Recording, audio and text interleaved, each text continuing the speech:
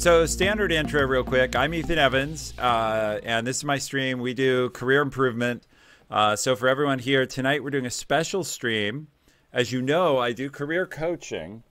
And one of the things I did was a couple months ago, Tina, right after TwitchCon actually, really wanted to get a job with Corsair. And so obviously we talk all the time since she mods my channel and is kind of my mentor on streaming, how to stream. Going back to when I first started, she helped me get set up. So I wanted to repay the favor, and we worked together on her Corsair process. Yeah. And we're going to go through that whole thing tonight. We're going to go end to end. So all of you know, of course, if you don't, one of our other mods, since Tina's on duty, will put up the question list. So 40 Pink Dragons will handle moderation tonight. But you can submit questions and we'll answer them. And I'll take questions after each section of what we talk about. But before we go any further, Tina, do you want to introduce yourself? And I'll probably switch between calling you just Tina and Shadowfox. Yeah, that's fine. I know you both ways. Yeah, I answered to both, so we're good. Sorry, I was just getting like my camera set now that Tobes is doing his thing. So hi guys, I am Shadowfox, as you know me in the channel as moderator, and as Ethan said, Tina. I mean, like, what exactly, like, what should I go into background wise? Like, what do you? Well, just actually, we can just jump in and talk for a minute. Like when you decided, I guess I'll show your resume. I can flip over and do that real quick. Yeah. Like your anonymized resume here. Yeah, real quick. yeah, I took it all out. Yep. So let me switch scenes to that real quick. So this is just her resume displayed quickly in a Gmail view. But she took out, obviously, her personal information up here at the top. I love the fact she totally showed herself as a gamer, like rating, you know. Yeah. Can I actually mention something about that? Sure, too? go. So, something Ethan, what I learned from Ethan and Devin's resume streams, and I mean, in general, you know, so many companies and coaches out there are like, listen, make your resumes personal, you know, don't just do like a super generic resume and just send it off to like 20 different companies that are all different.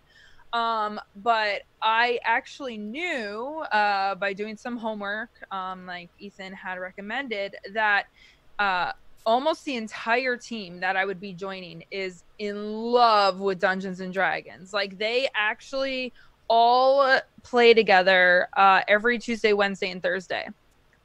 Which I've been invited to, so I'll probably join once I settle down. But that was just something, you know, that was kind of one of the gambles I did, was, you know, do I want to add like real life stats on my resume that they would understand, or is this too cringy? Is this too off the wall? And they actually like loved it. Like, they pointed it out right away. So that's kind of why I did that. That is not a normal thing. That is not on my normal resume. That was just for this. So, well, and that's the point, right? So in pursuing this job, so what do I want to talk about just quickly that's hard? Tina was coming from three things that can make finding a job harder. One is, you know, the tech industry is not always super friendly to women. And so simply being a woman can be a challenge in getting any job. Unfortunately, that shouldn't be true, but it is. Second, the resume will show this, she didn't complete college. And third, she was coming from being self-employed, right? So if I scroll down just a tiny bit here, you know, her most recent experience is partner Twitch streamer, which is it's not a traditional resume. So bottom line is, there were a few things that made her application harder. Now, I actually didn't get involved. Tina had heard my resume review stuff and talked to me some about it, but I actually didn't see her resume before she applied. So I got involved right as she applied. So anyway, you want to say anything else about your resume? You kept it super simple, for sure. Yeah. I I have a couple different resumes and laid out, and some I have with a lot of details and some with less so. And I think it was really important to take in account what job I was applying for. Um, I really wanted to put a lot of effort into more so my cover letter, because becoming a community manager is a lot more of like creating sort of a narrative of who I am as opposed to the details of my experience. Like, it's pretty straightforward when you're in marketing and you have the experience I have, and you're like, okay, I know SEO, that is something that a lot of people know. So I wanted to focus more on also listing the skills, which I also kind of customized a little bit more to this job. With your actual advice, once again, inadvertently, you said, before and after, do your homework and research who the hiring manager is.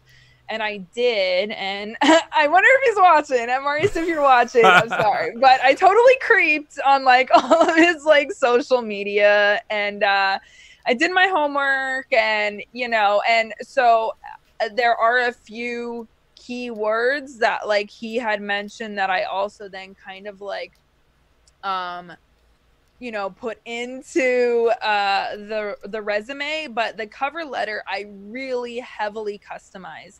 I name dropped like 4 people that I knew working there. I mentioned a line that I was super excited so and so got our promotion and I was to be filling her position. Like, I really wanted to focus less on like the details of my experience and a little bit more of like who I was at the time.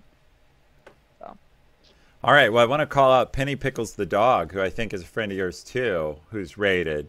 yeah. And so, look, if your manager's here, like, and even if he's not, he'll probably watch the VOD. And so I have no problem addressing. I don't know how he'll feel about it. But the truth is, like, when people creep on me in that way, when they're looking for a job with me, my life is public. I expect, I'm not surprised by what people learn about me, and the fact they put in the effort is actually useful. It honestly, like, I interview people all the time and they're like, oh yeah, I Googled you. I found your LinkedIn. I watched some of your YouTube stuff. Like, I totally get you now. It saves me time because in the interview, I don't have to go over my whole background. I'm like, oh great. I'm just going to skip my background then and we'll go straight to talking. So hopefully he'd be flattered by the effort. Like, well, generally, I mean, because we're going to end up talking about your VP too at the end. Yeah. Right. And so yeah, anyway. I mean, getting it all out there, like, yeah, I did my homework on anybody that I could find. Yeah, I could absolutely find. I connected with everybody on LinkedIn that even had Corsair on their page. I mean, this was I really wanted this position, and I wanted to go like above and beyond that. Like, just I feel like as a community manager, like, that's the whole thing, is like knowing the community, right? So and that was something you stressed to me too, was like really kind of focusing on what I was going for. Now, like, if I was going for like a doctor or something, like, I don't think I would sit there and like find out some of these things, but I really felt that spoke highly of like, hey, I know how social media works. I know what to pull from that and how to relate to somebody, because that is now speaking in what I'm doing for a job. So yeah, so you're kind of jumping ahead to our first point, but let me show your flip over to your cover letter real quick. Yeah, because there's a lot of debate on cover letters. Specifically because, as you know, I stream with Devin Nash, and for anybody who's just joining in, we're reviewing how we got, how Tina got her job at Corsair, which she has on the sweet jacket now. I do. She's gonna be like the swag queen for Corsair from here on. I love their stuff. Well, it's attractive, right? The yellow is very vibrant. Mm-hmm. I love how your dog just spun the Corsair chair, like got He the logo knows. to rotate He's through. waiting for a treat now. He knows. He's too good. So anyway, let me bring this up. But Devin and I, whoops, that's one camera. We want this one. Devin and I debate whether or not cover letters are useful. But let me talk about when they are useful for sure. It's when you know who you're writing to, and you guys can read this on screen. Either now or later. If you're on mobile, though, what I'll say for you is it's super personalized. As Tina ran through, she had done enough research that she could write about people on the team, that the predecessor in the role had been promoted, that she used Corsair products, and as a Twitch streamer was sponsored by Corsair. And so a cover letter that isn't just like, oh, hey, I love long walks in the rain and, pina coladas is a much more powerful cover letter when you can write something relevant. And so I think cover letters like that are amazing and have a lot of impact. So the place I advise people on cover letters, and I was just doing it in our Discord today, was look, the best cover letter is really what you write in an email to the hiring manager. And since you had made contact with the hiring manager or knew who it was, you knew who you were writing to. Like you were writing to a person, not to some big corporate entity.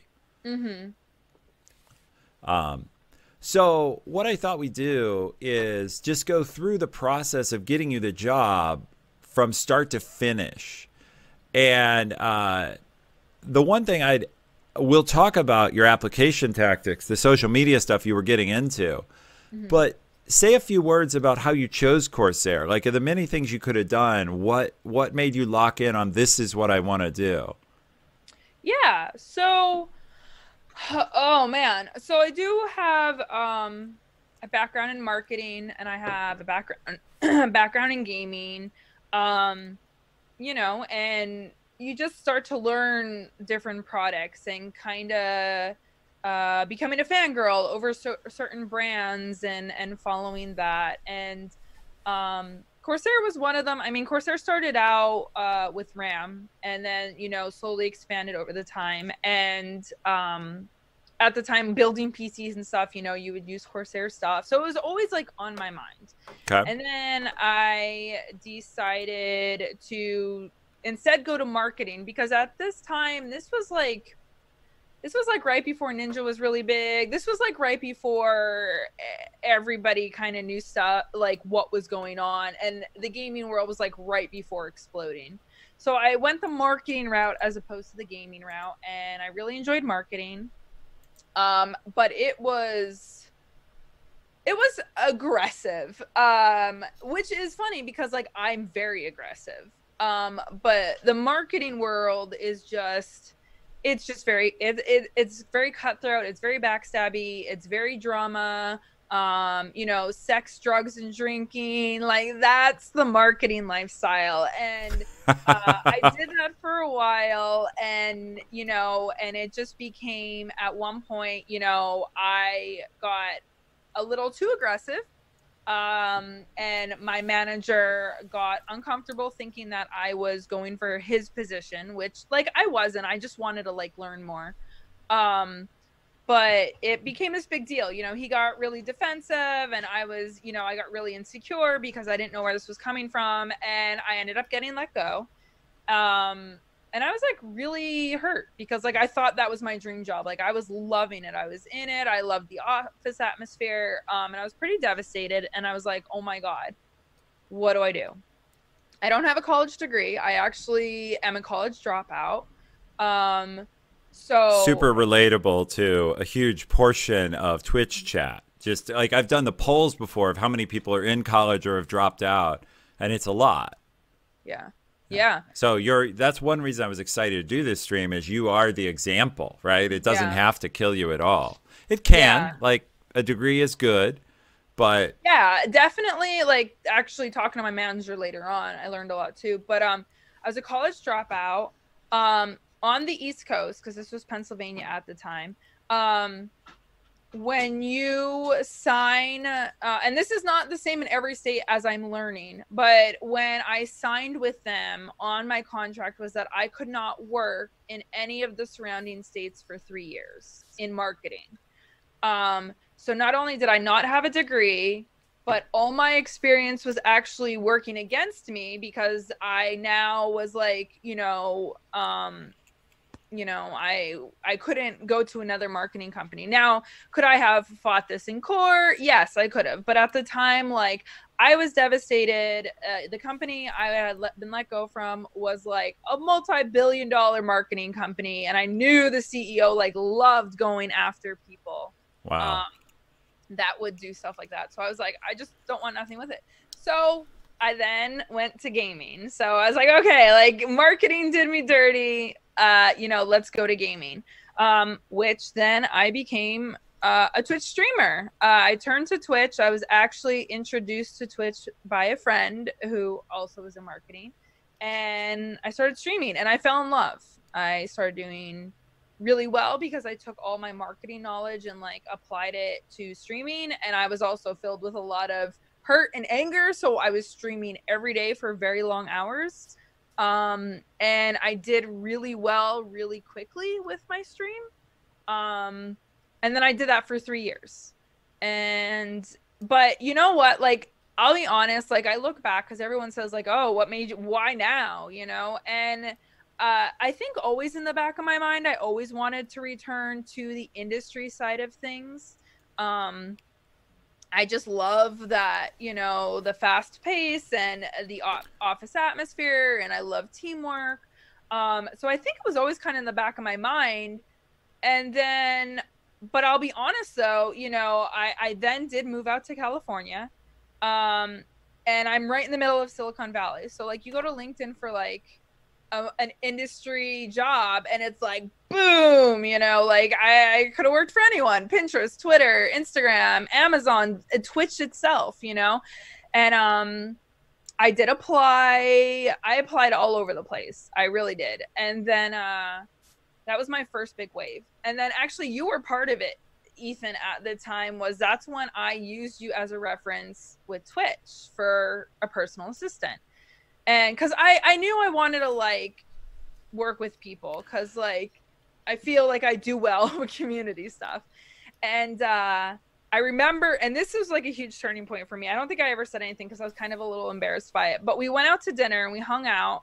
And it was like after I had not gotten the Twitch job, and I was pretty devastated because like none of the jobs came back. Like nothing. I didn't get accepted at anything. And I mean, I probably sent out like 50 applications. And we were saying goodbye, and you gave me like the Twitch Berlin hoodie, and we said something about the job, and you were like, oh yeah, I didn't think you were gonna get it anyway. That really wasn't for you, or like you really weren't like really actually trying for that job or whatever. And I was like, oh, excuse me, like I put my heart and soul into that. Bad coaching.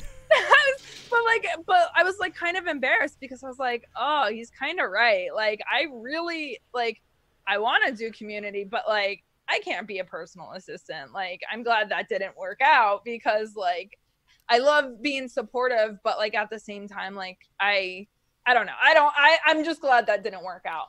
So, excuse me. And by the way, you can't see here, but people had asked, lots of folks wish they could be full-time content creators. You went the other way. Why? And since I saw that question in our the Q&A tool that I use, yeah. I threw it up because you're essentially talking about that, right? You're talking about like, why did you go away from Q&A? Yeah. Or why? I misspoke. Yeah. Why did you go away from content creation? I know what you meant. Yeah, good. So, oh God, content creation. So even though I was partnered in 7 months when it usually takes people like 3 to 5 years, like I was doing really well. I actually started coaching streamers. I was making a lot of money. I will not lie. I will be honest. I was making a lot of money. More than Corsair, to be honest. Yes, I was. Which Corsair boss, warning to you, see, she has options. She can't say it, but I can. Oh my God. Just remember, But, your employee has options. This is important. I'd tell this to any manager. oh, I would. You this know is I like would. dad warning my current boyfriend with a shotgun, like, don't mess up. Oh my God. Um, but no, so I was making a ton of cash between streaming and coaching. So like, I can't say like, oh, I wasn't able to afford my bills. Like I moved from Pennsylvania to Silicon Valley and was still okay. Like I was still surviving. Yep. But even though I was doing good, it still was not stable. I mean, some months I would make 10% of like my biggest months, you know, and even though it was still covering the bills, like it was stressful. Imagine working at your office and every single day your coach comes into your cubicle and says, well, you might not have a job tomorrow. Or you might not get paid. You might work all day for nothing.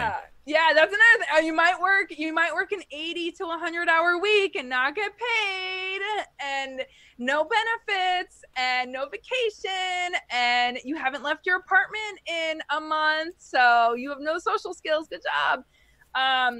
So, you know, every morning you wake up with that like pressure on your chest, like, is today gonna be the day I make $10,000 in one day, or is today gonna be the day that I recognize, like, you know, this is all for nothing? So you know, 3 years of the highs and lows. I just got engaged.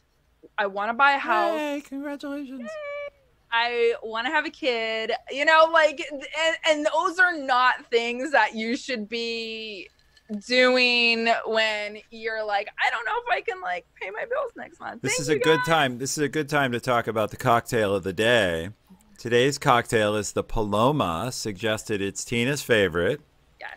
It's tequila, grapefruit soda, which we got my lovely and capable assistant off screen got the Jalisco, the actual Jalisco Mexican grapefruit soda, because nice. You got to go all the way, and then lime juice. Not pull around. And a shout out to my own team, just because we can. This was their gift bottle of tequila to me. I have a tradition with my team. Everyone would like, whenever my team signs a really good deal for Twitch Prime, for new content in Twitch Prime, we drink tequila shots. So, yeah, Duke of Thoughts having water mixed with water, high octane. There you go. There you go. Listen, you need to pace yourself. You should put it on the rocks, Duke. Go down. Sorry, I'm being attacked by a puppy. Ah! Okay. So, bottom line, you left content creation for stability and less stress. Yes. Yeah. It was stability, less stress. I mean, even the industry in itself isn't like a huge. This is right when everybody was like, Ninja signed with Mixer. You know, everybody's like bouncing all around. You know, the little bit of stability and expectation you had as a streamer just kind of was like, what's gonna happen now? So it was just really, really stressful. And I mean, I was, you know, to be a successful streamer, you have to put 80 to 100 hours a week, like, into your stream. Like, it's like these streamers that are successful, they stream, you know, okay, they stream 40 hours a week on their stream. But then you have so much behind the scenes. You're networking, you're working on your channel, you're working on your connections, you're working on sponsorships, you're going to events. Like, it was insane amounts of work for insane amounts of stress for an insane amount of money. But like, I think I definitely am at the point in my life where I realized like money's nice. Like, I'd rather cry in a Lambo than, you know, on a bicycle, that whole thing. But like, at the same time, like, I was starting to have tailbone issues. I was starting to have anxiety attacks leaving my house because I wasn't leaving my house enough. Like, it came to a point where like, I was like, this is not a healthy job. So that really kind of is what spurred me into moving to the industry faster than just like sitting and being a content creator until like, you know, I just didn't do well. So all right, cool. Yeah. So let's jump in. I see a bunch of people put questions in, and I love that. So we'll have plenty of questions later. Love it. But I want to go to, I think we should talk about, hey, oh, geez, I'm looking at my notes. So when it came to application tactics, though, once you had decided on this job, we had this talk, and you started to talk about it, but we had this insight, which is it was a community manager job.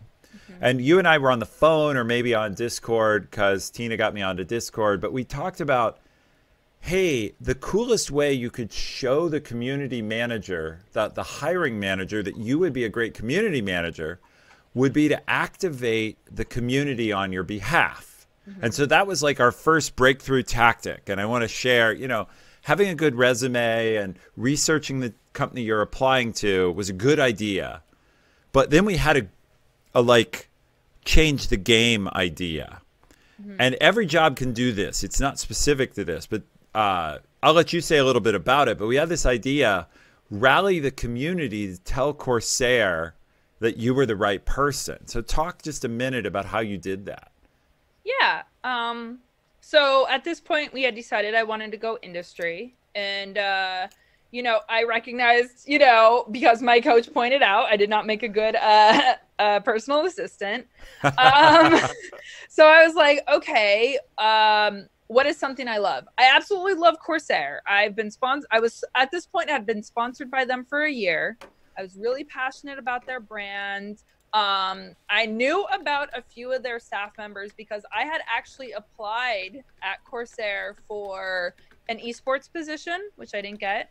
I also applied for the Elgato community manager, which I didn't get because I didn't have an Ethan Evans coaching me at this point. So I bombed those interviews.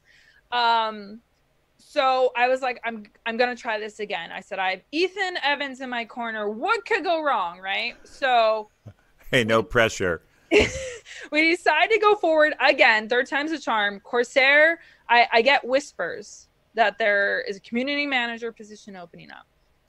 No, Elgato is actually owned by Corsair. Yeah, not Logitech. So this position opens up, and I said, okay, like this is it. You know, this is what Ethan talked about. It's something I love. Yep. I have some connections. Yeah. Let's move forward. So I reached out to him, and I'm like, Ethan, buddy, pal, friend, best.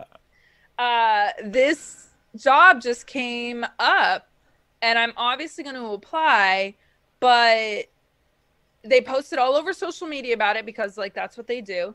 Community management right now is one of the hardest sort of areas to enter because it's still a very gray field, right? They get looped in as social media managers, they get lumped in with marketing.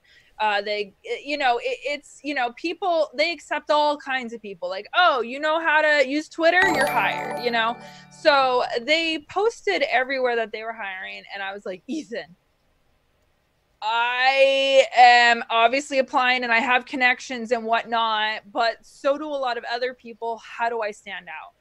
And Ethan was amazing. And he's like, it's a community management position, right? And I'm like, yeah. And he's like, you know the community, right? And I'm like, yeah, I'm part of the community. I have a lot of good friends in there. He's like, well, manage the community, rally them, you know, find out who the hiring manager is, which I asked one of my Corsair friends, hey, you know, because at this point I had a Corsair person actually, they applied for me. What's the word? Referenced? They referred you. Me. Yeah. So they told me who the hiring manager is because obviously they wanted me to get hired. So they told me that. I went, and this is where I creeped on his social media. I found the post. I reached out to a couple of my close friends who were also sponsored by Corsair. And I was like, hey, you know, do you feel, you know, because honest, right? Like, I'm like, do you feel like I would be a good, you know, person for this position? And everyone I asked was like, oh my God, yes. And I'm like, well, then can you do me a huge favor? This hiring manager put the post out, and all I need you to do is like maybe go over there and point out that you think this Shadowfox would be good for the position. And I also like still talk to Ethan with this because I was still like, okay, like, but like this is scary, right? Because like at this point, like this was my first real making contact with the people that might have, you know, control over if I was being hired or not. So I was like, okay, how aggressive on a scale of 1 to 10 are we doing? Because I have like 300 people ready to go and blow his Twitter up. Or should I like, what should we do? And we kind of talked it out a little bit. And he's like, you know, follow your gut, which was, I was also like really flattered, Ethan. So he was, you know, he was like, listen, you know, like you do know social media, you know, I believe in you. You know, I don't think you should be harassing him. You know, you don't want him to get like. We definitely paced it. We paced it like just a dribble every day, like breadcrumbs. Yeah, for like a couple. It was like 3 or 4 days. I had like 1 or 2, and I actually had a couple other people. I actually had a couple other people hop on that I hadn't even reached out to, because you know when you comment on something, it like shows up in other people's feeds. So I actually had some of my viewers and stuff, and I was like, oh god, guys, slow down. So thank god the hiring manager, he actually did comment on it during one of the calls. He did say that it did help have me stand out. It did have my name in his mind for, you know, a week. So I think that was the first big breakthrough, Ethan, like where we talked and you were like, hey, you know, if you want to be a community manager, you know, put your money where your mouth is and show him that you know the community and the community trusts you and wants to speak up for you. So, and so this, just generalizing for everybody, like this is, you can do this yourself for whatever job you want, which is shine in that job. And make sure that the community knows, you know, that the manager can see you in that job. And you don't, obviously it was a little bit easy, like it's a little bit easier with social media, and Shadowfox had connections into this company. But the point is, if you can find out people in a company and network in. I talk all the time about how valuable networking is. Oh my God. You know, this is just a case where we had like the light bulb went off for me, and I had the idea and Tina had the tools. And the point is, it's fair to say you had a couple competitors in this job who were as well qualified as you were otherwise. Is that right? Like in the application, because you know at least one of them. Yes, yeah. So in the process of me reaching out to the community and friends that also were sponsored by Corsair and loved Corsair, I actually had a friend back, and he was like, I can't do that. And I was like, why? Right? Because I'm like, oh my God, he thinks I'm horrible. And he's like, I'm applying too. And I'm like, no. But I did also creep, you know, on other things that were posted. I don't, you know, my social media creeping is like next tier. So I did find out a couple people that were applying, and I dug into them, and yeah, they, you know, had degrees. They were in the industry for years. They had legitimate gaming community management. Like I had community management experience, but it's like not in gaming. So, you know, so all these other people, you know, yeah, we're like, I was like, I have no chance. I have no chance of getting this job. I'm looking at it at this point as a learning, you know, potential, and working with Ethan for the next job, you know, that comes up that I love. But yeah, on paper, I was definitely not the most qualified for this job by far. Yeah. So the point is, by doing something extraordinary, though, you stood out. Right? Yeah. Like you weren't the most qualified, but then you did something to stand out, and that put you in front. Mm-hmm. So just reviewing the process, right? She chose a job, good cover letter, good resume, and then the application tactic that was breakthrough was do something to stand out. And it might be different for each job, but everyone can do that. And you can also, in the modern world, what Tina keeps calling creeping, in my world, they would call research. Like we have MBAs come in all the time, And actually, if an MBA hasn't studied your company and can't talk about it competently, they kind of get disqualified because it's what they're trained to do. And so actually, in your words, if an MBA candidate, and there's one who may be watching who's applying for my group right now, he contacted me today. Oh, If they don't creep us a little bit, in your words, that's actually a flaw. So it's not. It's yep, there he is. It's DT Twitch Talk. He's an MBA student, and he did the research to find me and reached out to me, and he's interviewing with my team on Friday. But the point is, if he hadn't done that research, like, he's actually setting himself back.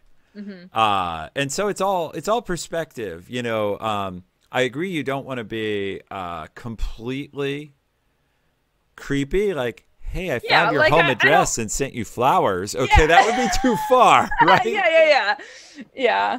That would have been super awkward. Like, hey, I know you like your eggs over easy. Like, no, right. There's definitely limits that are like, okay. Yeah. So I'm gonna go get. Can you excuse me? I need to go to the restroom. And meanwhile, you're like hauling down to the security desk, like, oh my God, stalker on the 4th floor. Right. Yeah, that's not good. Yeah. So let's move on a little to then it came time for you to go interview.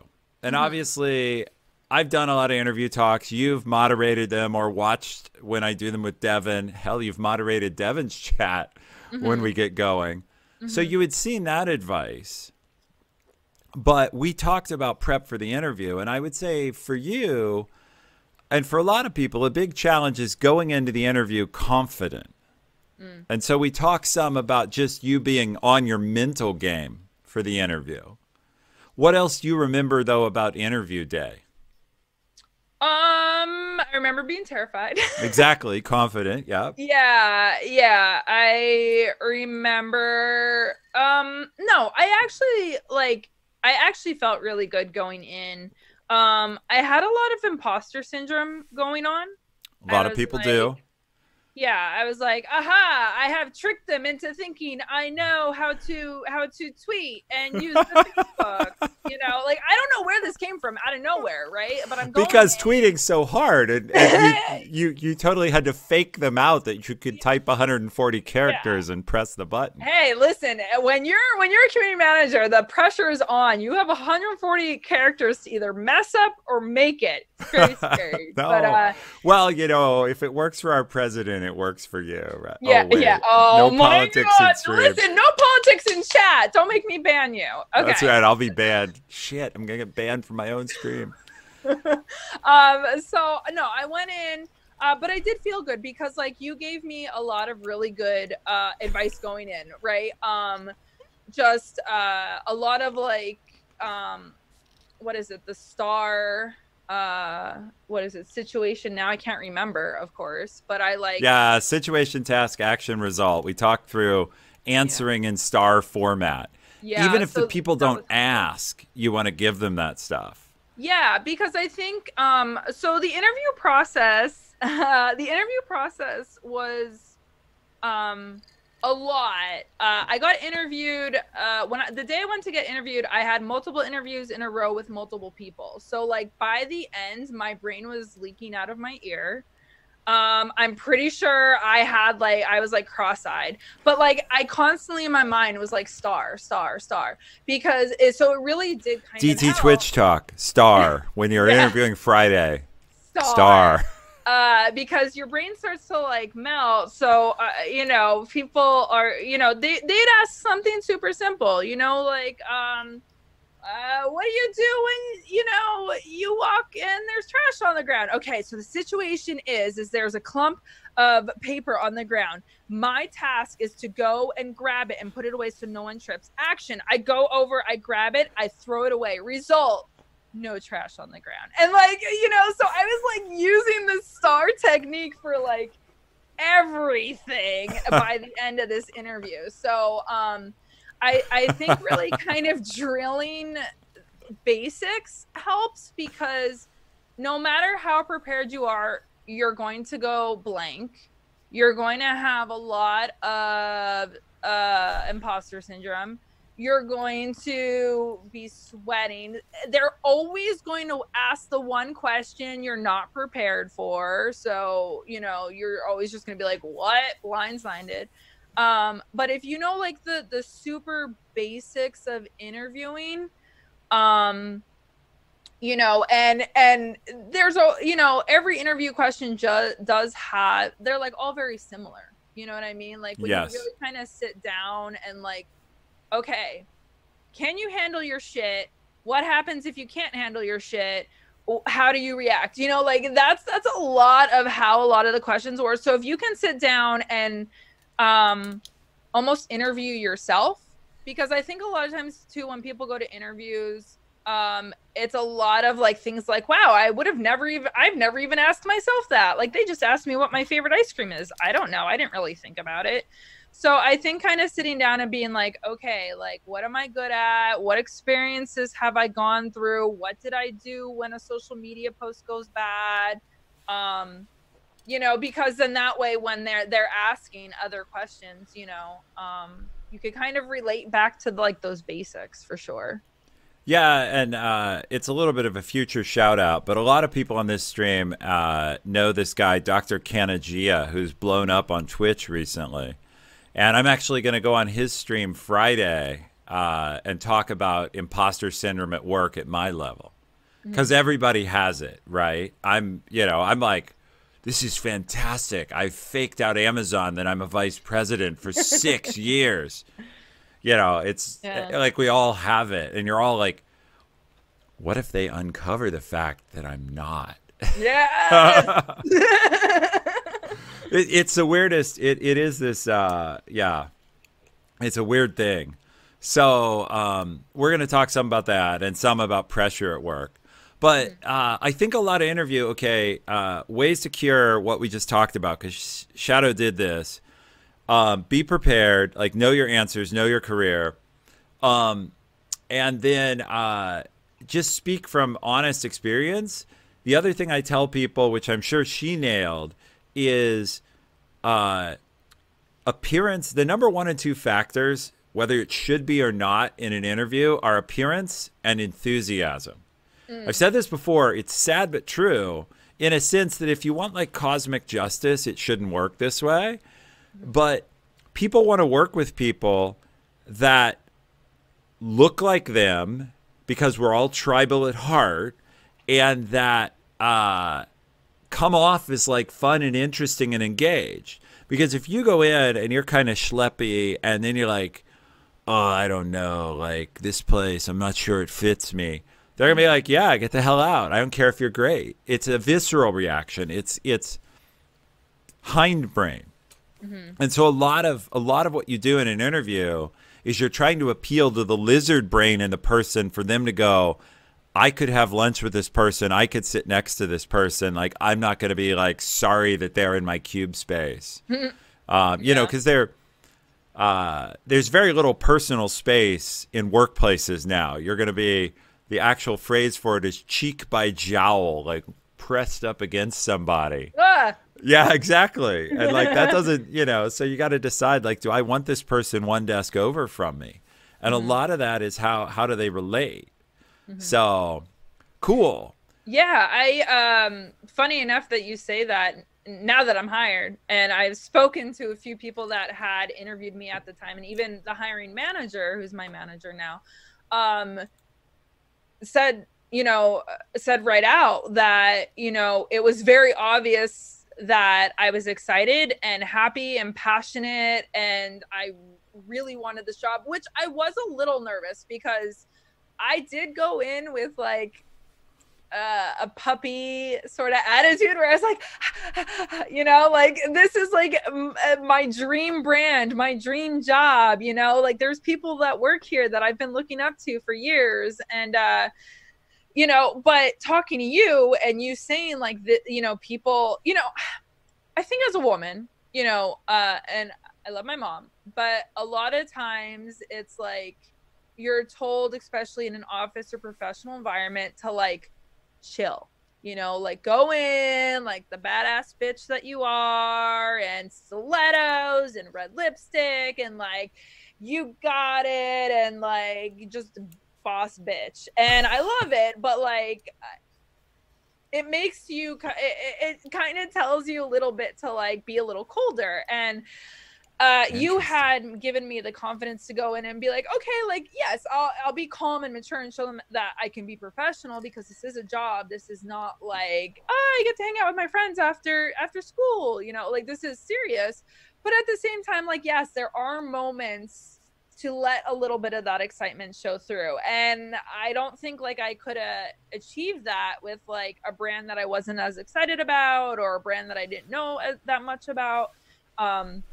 So knowing that it's also good, because I'm also an all or nothing sort of person a lot of times. And Ethan, as you've really taught me, like, you know, when to do it, you know, how much, is it a good thing, pace yourself, you know, you don't need to go in and be like, oh my God. Yeah, you know? for those of you who don't know Tina, she's a guns blazing person. I mean, the way I met her was I was introduced to her through a friend of mine who's a knight in the Society for Creative Anachronism, which probably a lot of you know about it. But if you don't, it means he and Tina met hitting each other with rattan swords.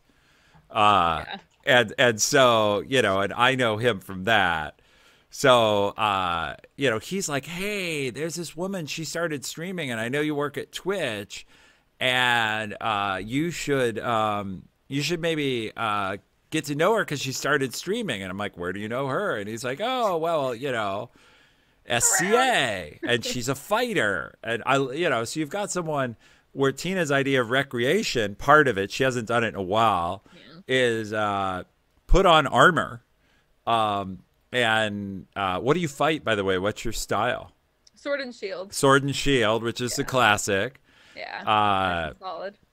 You know, and get sword and shield, and have at it, right? And that's like one of their things, is have at you, right? And so, and then there's this other thing, you know, rhino hiding, right? Yeah. Oh yeah. Oh yeah. So in Society for Creative Anachronism is like if you get hit, you're supposed to admit it yourself. And so there's this thing called rhino hiding, where like you can get whopped upside the head, but you can be like, oh, that was light. Like that didn't really hit me. It wouldn't have gone through my armor. Yeah. I just want to let you guys know, SCA and LARPing are two different things. I do both of them, but it's like baseball and football. They're both a sport, but they're different rules. And it is a different set. SCA, so it's like LARPing, SCA, ACL. Like it just gets more and more degrees. We actually do real weapons. We do real armor. LARPing, which I also do, is latex weapons with much lighter armor, because you're just hitting each other with much softer things. And no lightsabers. It is medieval. So, but the point is, this is a woman who's completely capable of being in your face, because she's incapable. I mean, obviously, it wouldn't surprise you. A lot of people in the SCA, it leans male, particularly in the fighting community. Yeah. And so the fact that she's out there mixing it up with the boys, and I'm sure just like everywhere else, there's more than one man who thinks it's really cool to beat up on the girl. Yeah. Oh yeah. So I'm sure she, you know. So yeah, but she went into work not that way. So let's talk about a few more things about her process here. So then at the end of your interview, like they call you back and they're like, hey, just one more interview. Talk a little about that. Yeah, so I had just gone through this, and keep in mind, this was over 3 months, right? Because it was over the holidays. Yep, dragging out. Yep. Oh my God, it was so stressful. It was super, super drug out. You know, so they do a bunch of phone interviews, and we do the in-office interview, which was a bunch of interviews with multiple people. And I'm trying to enjoy the holidays, but I'm also like praying to babe in Jesus, like, give me this job. And you know, I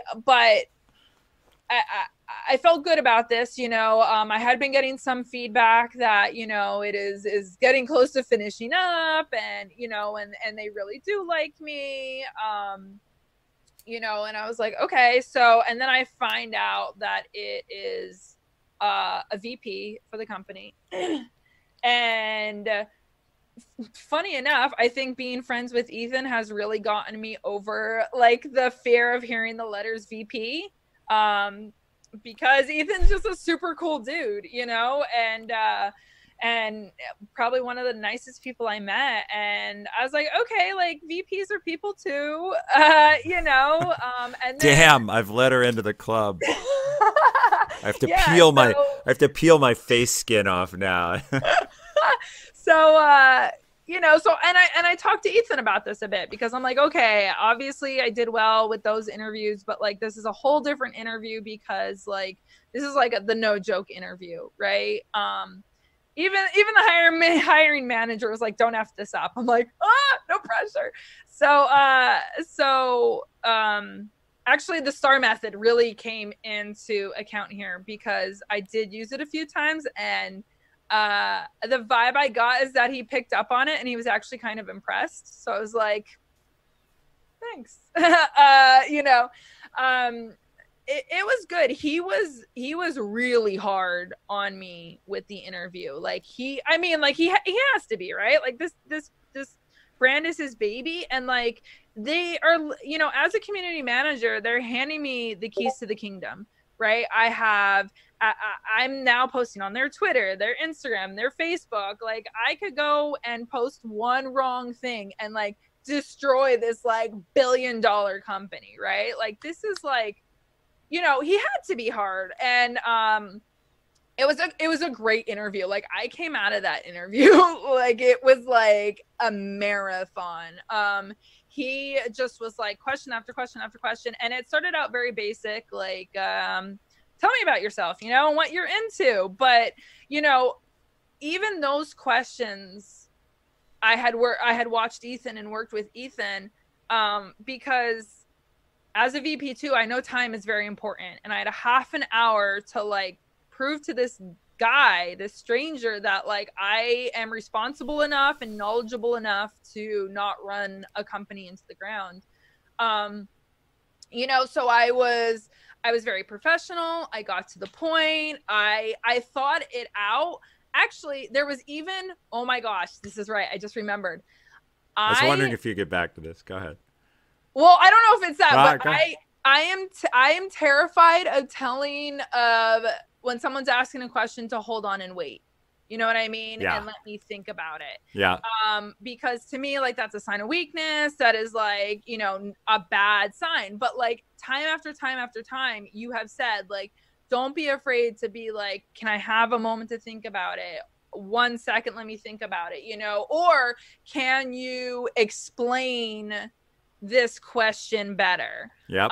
Or you know, or go into detail exactly what you mean, because he started throwing a lot of terminology at me, right? Which you know, he was testing me, and I was like, okay. And he's from Europe too, so I was also like, oh, you know, is he saying like calling something that I think is called this? So anyway, I would have never in a million years would have asked a VP to clarify anything, or hold on, wait, let me think about it. And I did that both in that interview. And I thank God it was over the phone call, because I was like sweating. But I actually felt really good doing that. And my answers were like awesome. Like I just remember feeling like saying it, and he was like, okay, good. And I'm like, whew. So there's one other thing you haven't talked about that I want to bring up that we did. We took stalking to a new level. Oh, we did. Because what we did, and I'm not going to bring it up on screen, but there's this plugin called Crystal for LinkedIn. And if you ever have to do an interview or a sales call with someone, the Crystal plugin it's only available in Chrome for LinkedIn, will give you the personality profile of the person you're looking at. Guys, like this is scary shit. Like Ethan showed me this and I was just like, this is a joke, right? Like, so what it's doing obviously is it's doing text analysis, because everybody writes their own LinkedIn, and you can also run it against Gmail and some other stuff. And it will tell you a person's personality type using the DISC profile, which I've got a YouTube video with Devin on how DISC works. But the point is, you can actually find out. Yeah, she just linked it. It is creepy. Crystal knows. It's scary. You guys need. I now use this with like everyone. I used it on myself, and it was like it knew me better than I knew me, and I was like, shut up, like. It's and also like you could go into detail like I need to talk to Ethan about a raise. How would I do this? Or I need to meet with him and he's too busy for me. What should I type in the email to get his attention? Yep. And I was like, and I looked at Ethan's profile, and so you only get 10 for free. So like, don't just go and type like everybody that you know and your mother. But now I use it. Which Frank, I used it for everybody that I was working with and interviewing. I used it with the VP. I used it with the hiring manager. But it literally tells you like based on his personality, and you guys can go look at it. You can Duke of Thought, you're just wrong, unfortunately, right? Dude, go look. If you have a LinkedIn profile, go look yourself up. It's communication style, okay? It may not tell you everything about their personality, but what it does do is it tells their communication style. And so like this VP, it gave her tips on like he likes facts and doesn't want you to go on flights of fancy or theory. And it will give you that guidance so that she was able to tailor her communication to his style. Yeah, there was one point on Crystal that was like, he likes to get right to the point, but also really likes to plan for the future. So I had that in the back of my mind, and I was able to cater my interview by then exactly like getting right to the point with the here and now, but then also saying in 5 years I would like to achieve this, you know, in 10 years I'd love to do this, like I just moved to this area, I'm not going anywhere anytime soon. Yeah, Miri actually, you know, like so I use that, and I can hear in the guy's voice, like he was like, okay, he was like really into it, so it just kind of felt good. So this is just another form of that tribalism. In other words, Tina was making sure she fit in with what was comfortable for him as opposed to out of his comfort zone, which made it really easy for him to feel like, okay, this is someone who can fit in. And if he's reviewing this right now, like if in some future thing he's watching this video and like, she did what? Hey, first, she had a good coach, okay, buddy? So call me up, we'll talk. Second, though, she put in the effort to make it comfortable for you. And this, she now uses this skill. If she has to influence anyone in the community, she can do the same thing to tailor her pitch to somebody else. And Furokey, who's here all the time, and is a longtime sub, says, is LinkedIn Premium worth it? LinkedIn Premium, like it's nice to see who looked at your stuff, but yeah, some people get some value out of it. You know, I just met a woman, this is an aside I'm going to talk to. Amazon just hired somebody who has 160,000 LinkedIn followers, which I've never seen. And so I'm going to go meet with her and figure out like, and she's a young woman, you know, not too, I mean, she's had a career, but not like a super long one. I got to find out what she's doing. But anyway, and we're going to get to a bunch of people's questions, by the way. I see some of you have put questions in. There haven't been a lot of votes in a while. I want to get through the rest of what we did with Shadow's interview. But this was like a killer tool you can all go check out. Yeah. It is free for like the first 8 to 10. Be careful. And once you do use the crystal ball on somebody, you can always go back. And it doesn't count against like the 8 to 10 that you can look at. So yeah, and it's amazing. Even if you just try it out for free, it's creepy. It is creepy. And I will say another reason to try it out for all of my audience, for all of the audience, the other reason to try it out is just to see where the world is going. Like we all put so much information out there on the web. The fact that this tool can nail my personality, which it did, from what I've written on my LinkedIn and the word choices I made, that's like the tip of the future iceberg for ML. So I don't know, Duke. Yeah, maybe. Yeah, you need to make But an so account. You what, gotta track right? the 8. Like, dude, it's worth it. Uh I don't know, A-Bomb. Again, you can try it out, but run it on yourself. Most people, I'll tell you this. I told my whole team about it. One of my managers ran it on himself, and it didn't nail him in his opinion. But he writes a lot, and he edits himself for a particular style. And he went and ran it on some other people, some other of his writings, and it did get him. It only got him. It only was fooled when he was like heavily editing his natural style. So I'll just say that tool, crystalknows.com, it's the future, whether we like it or not. And unless you're going to like disconnect, and nobody on Twitch is, and go live in a cave somewhere secure, super powerful. So I said in the beginning, our first breakout tactic for nailing this job for Tina was, get comfortable with the robot overlords. That is true. And T Weirdo, you know me, look me up, and you'll be like, oh my God, it's Ethan inside out. I mean, anybody look Ethan up. Yeah, that's right. I invite you all. The first thing we did, though, was when she demonstrated she could manage the community. And then the second like ninja move we did was tune it up so that she was working in the VP's style and like straight into his style. Where does it get its data? It gets its data by your public LinkedIn page. It's just scanning everything you've written and done.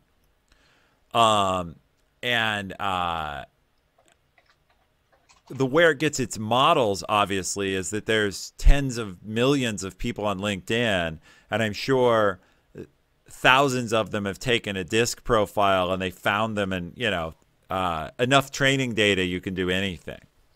Mm-hmm. So, all right. Let's see. I love having moderators. It's even more fun to have moderators who are also guests. Bad people just go away. It's like living in a different type of magic land where bad people just vanish. So anyway, so let's finish up your interview process. So the next thing was, after that, they wanted references. And I'll take this part because this is a place, to be fair, in getting Tina dream job, we kind of got to cheat because okay, listen, I knew you were gonna say that, but like, listen, if I didn't network from the very beginning and get my balls up to go talk to a VP of Amazon and like be a friend in the long run, I did not cheat. Well, so obviously I was her reference. And so it was like the inside track, but you're right, we had the relationship. And in fact, the thing that made my reference killer, and I want to share, is I was able to talk about Tina in 3 ways. Because I was able to say, look, I know Tina in 3 ways. I know her as a Twitch streamer. I know her as a beta tester for Amazon Games and the work she's done with the Amazon Game Studio. And then I know her as a mod on my channel where she manages my community. So I was able to tie that in. But I was able to basically say, I've known her this long and in these different roles, and these are all the values she's shown and what I've seen. And so I was able to make it a deep reference relevant to the job. Mm-hmm. And I think the point is your references can make or break you. And if you have a reference that's going to just mail it in for you and be like, yeah, I know Fred, he's a guy, he worked for me, he's good, versus an advocate. You want a reference who's going to be an advocate. Right. Definitely. I think that's the thing, is because I mean there were 3 references, right? Like, totally. One reference that like turned around and was like, yo, you don't want this girl, I definitely did take it in, and this was over the holidays too. Like, that was another thing. Like, my manager even said, he's like, I reached out to Ethan and it was like Black Friday, and in 5 minutes I had like this super long, message, and like that you know, so like that's the thing is like references, okay, like yes, it's scary because you're putting it in other people's hands, but like start doing it now. Like start building those relationships now. Like I had every single huge thing that has happened in my life, and it's been a lot. Like, I mean, I'm friends with Ethan Evans. Because of Ethan, I was on a panel at Twitch in front of like 40,000 people. You know, I got to play test games at Amazon. Like, you know, because of another streamer. You know, it's all about like just say yes. You know, when somebody is like, hey, I really want you to meet this person, and you're like so tired and you're so burned out, like you have no idea that who that person is. You know what I mean? So like take the time, start building those connections now, start, you know, networking, network in real life, start building that whole support system. So when something like this happens, you like, have someone to call on completely. Yeah, I actually had to tell people, like people were like, let me reference for you. And I'm like, I already have like 10, like I don't need this many, you know? So like I actually had the opposite, you know, where people were like dying to be my reference because they had been following me for years. They were my biggest cheerleaders. They're like, if you don't get this job, I'm going to go to Corsair and fight them. And I'm like, oh my God, too aggressive, you know? So like, you know, I think that's the biggest piece of advice. I don't think cheated or lucked out. No, I say that. I say that. Obviously, it was a legit reference. It was just funny because, of course, I'd been coaching you through the process, and then I had a chance to put my finger directly on the scale.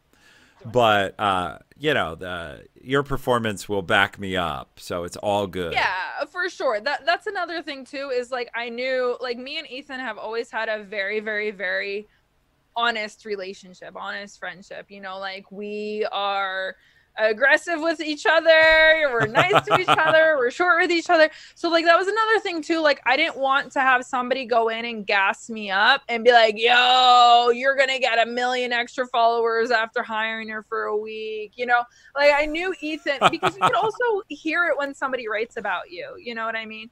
And I knew Ethan was just going to be like, yo, let me lay it down for you. So I feel like that, because my hiring manager, like I talked to him today because I was telling him about this. And he had mentioned too, like and through the entire process, it was very real. You know, it was very honest. You know, everyone, you know, all my references, he got in touch with me, the whole entire situation. You know, there wasn't a moment where, like, honestly, like if I didn't know something, or like I was okay with saying like, hey, like I haven't not experienced that yet. Sorry, Toby wants to wrestle. Yeah, I see that. It's funny too, because I can see you on Zoom and I can see Toby, but normally you're playing with an invisible dog. Yeah, right. Like he wants to. Yeah.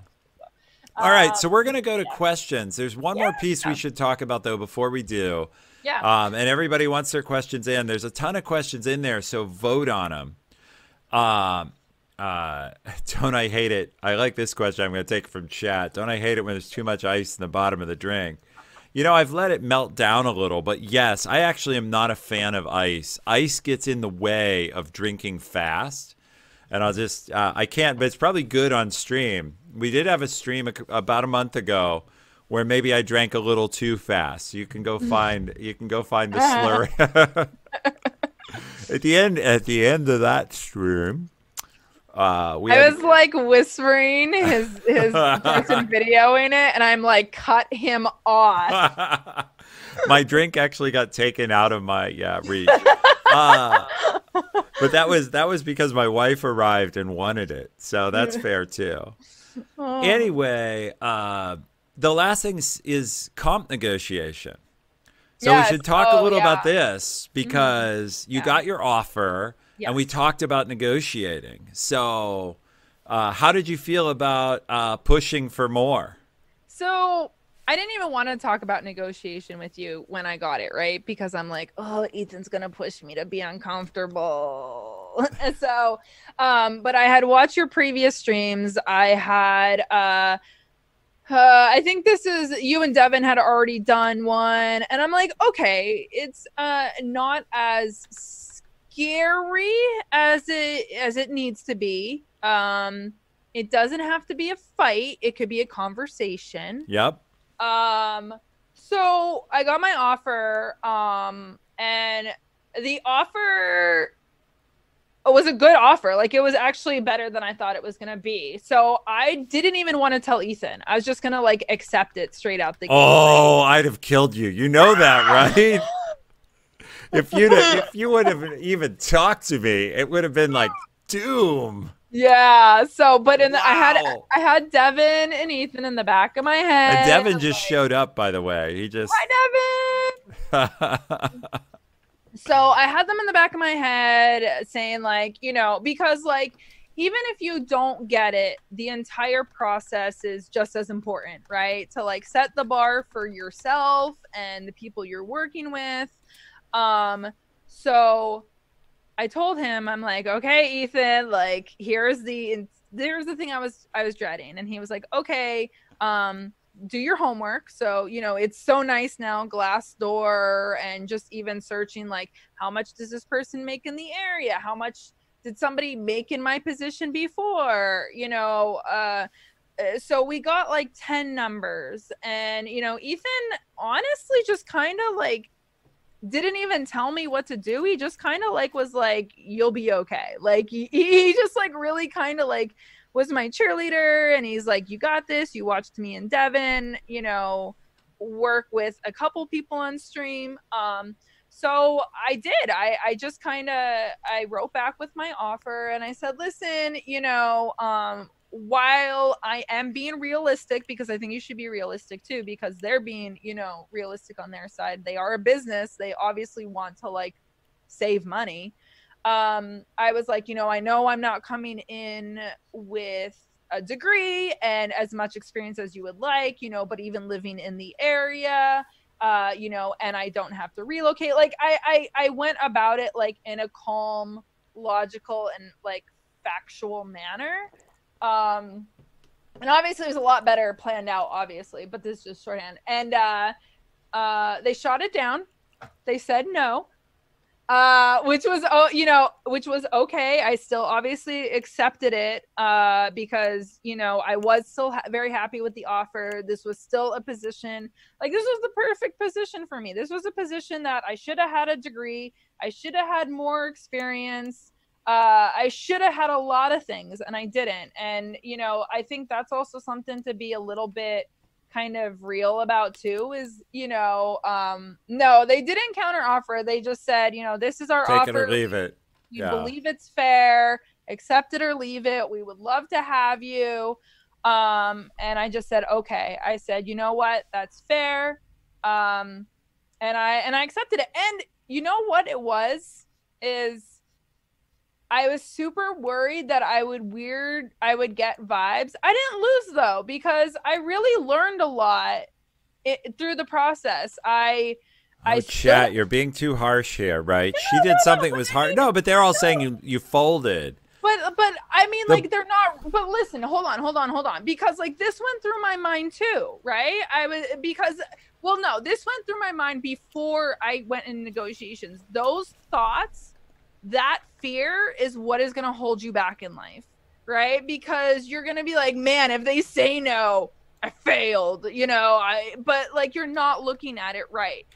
Especially as a woman in a technical world, like, you know, going and this is the first time, I'm 33 years old, the first time I have ever gone back with a counter offer. And that's what I cared about. What we talked to Tina about was for your own self-respect and for the respect of your leaders, negotiate. Yeah. You can always take the offer, because I'm sure it's happened. Okay, there are dick bosses everywhere. But when I've never really heard of any respectable company being like, you dare to ask for more, you can't have any of it. You know, that's like some weird tyrant science fiction thing. I thought they were going to actually like say like, never mind, we don't want you. Yeah, and that's what people fear, but that never happens. No, and for Oki, I thought the same thing. I was like, am I going to go into the office the first day and them look at me and be like, that's that girl that asked for more. Who does she think she is? And she still accepted our low offer. Not at all. If anything, like, they were happy to have the conversation. The hiring manager called me. We had a great conversation. Like, just to have like the balls to be able to enter into that conversation. Like, they're like, okay, like, this is, like, because I didn't like freak out. I didn't, nobody, like, this is the thing. It was a conversation. It wasn't an argument. So, nobody like held a grudge that like I asked for and didn't get it. So. This is killing me. I have a troll in chat, and it's Devin, who's like, also make sure to beat up the toughest guy on your first day. That's right. Well, to be fair, I did karate chop one of my coworkers and verbally abused the other one. So I did establish dominance. That's good. That's sweet. Yeah, so there's a question in chat, and then we're going to take questions from the tool. But always negotiate an offer. I would say yes. And I know we have T Weirdo 3 here would say yes. Yeah, always negotiate. It's expected. It's part of business.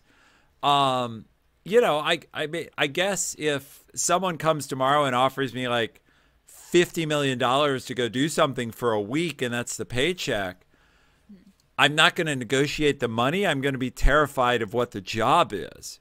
Like, why am I being offered this outrageous amount?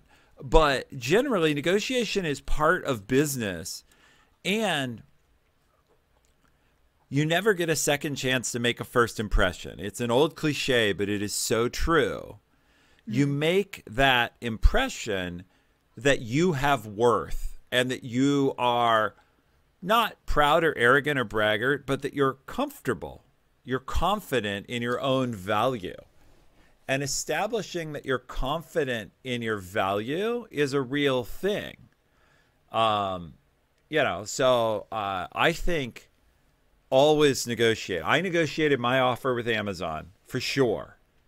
Long ago. It was long ago. And I didn't even know what the hell I was asking for. But I went back and I asked and I got. And I negotiated some offers internal to the company. And I'm actually not a hardball negotiator. That is not my strength. I can be hardball at a lot of things, but it's... Hashtag assassin. Yeah. The place where I'm the assassin obviously is in the interviews, right? Like this, when I came up, a lot of you have seen it, but when I came up with the idea that we would do the interview thing with Devin, we would do as like a knockoff on Battle Royale, and we would do as Interview Royale, last person standing. I think some people across the state heard me like licking my chops. They were like, okay, we're going to slaughter some people. And then it turned out I wasn't the assassin. The homie healer showed up, and it was Devin. Hashtag homie healer forever. So where I got that reputation, though, Devin is quoting Paintbrush. No, it was Players who comes here a lot. I don't know if he's here tonight. I did take down one guy's resume pretty hard. I did. But I mean, I was trying to help him. I was trying to help. Yeah. I wanted him, because we had given all this constructive feedback, and his resume, as I've told him, was terrible. And so I wanted him to know, hey, by the way, this resume is really bad. And you really need to fix it. Like, I don't want you, just because we've been nice about it, I don't want you to think like, oh, like tweak it up a little, send it out. Yeah. It was Players. Being honest and being nice is not going to get anybody a job. So. Yeah, that's true. And we're here to get people jobs. So let's roll over to questions. All right. I think the first one may kind of be for me. I'm going to pin it up here real quick. It'll show up. It's too long.